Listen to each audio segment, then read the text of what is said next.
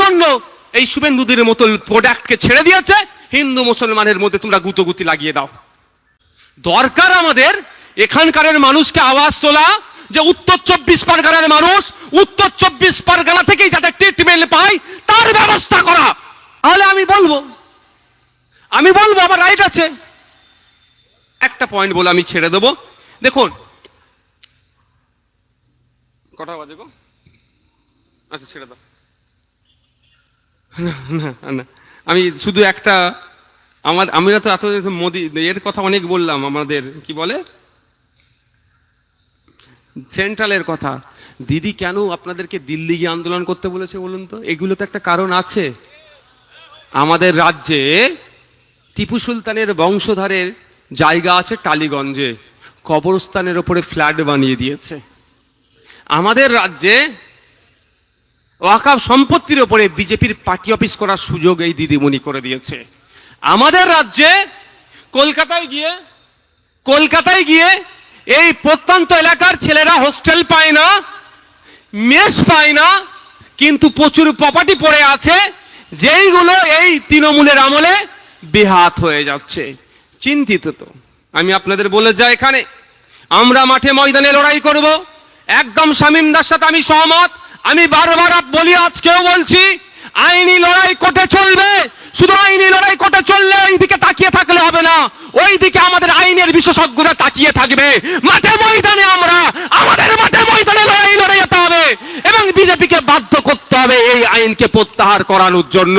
তবে হ্যাঁ, ওই আইনকে প্রত্যাহার করানোর সাথে সাথে আমাদেরকেও লক্ষ্য রাখতে হবে কলকাতায় যে প্রাইম প্রপার্টি গুলো আছে, যেখানে এক কাঠা জায়গার দাম 5 কোটি টাকা 7 কোটি টাকা, তৃণমূলের যে সমস্ত এমপিরা এমএলএরা মন্ত্রীরা দখল করে রেখেছে, আইনের মাধ্যমে তাদের গলায় আগুন লুকিয়ে ওই জায়গা আমরা বার করব।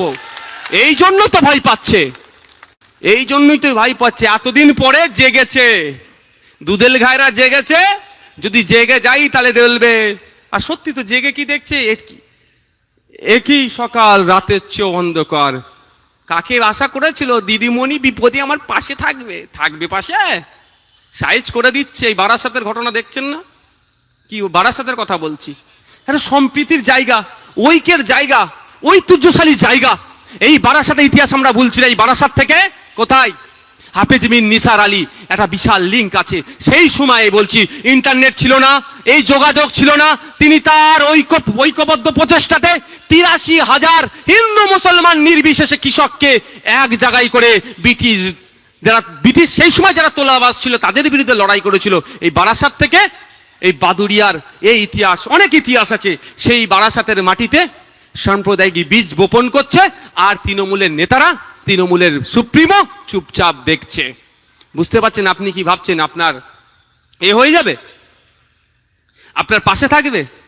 তাই আমি আপনাদের কাছে একটা অনুরোধ করব, 2026 সাল নির্বাচন আসছে।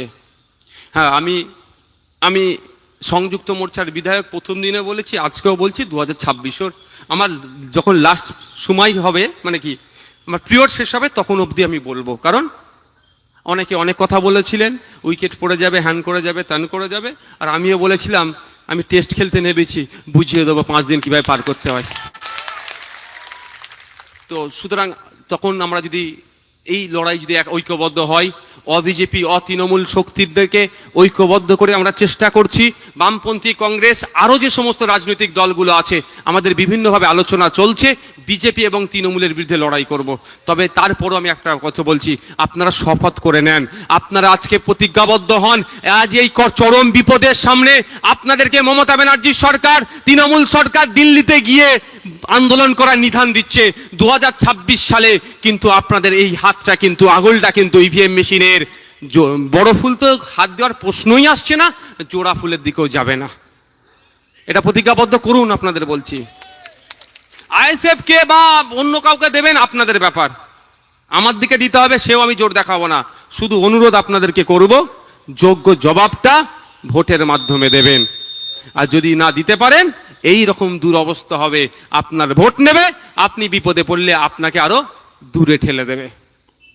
বন্ধুগণ, দীর্ঘক্ষণ ধরে আপনারা আপনাদের মূল্যবান বক্তব্য, আমাদের যারা ছিলেন তাদের মূল্যবান বক্তব্য শুনেছেন। আপনার মূল্যবান সময় দিয়েছেন, আপনাদের প্রত্যেককে ধন্যবাদ জানাই। আস্তে আস্তে আপনারা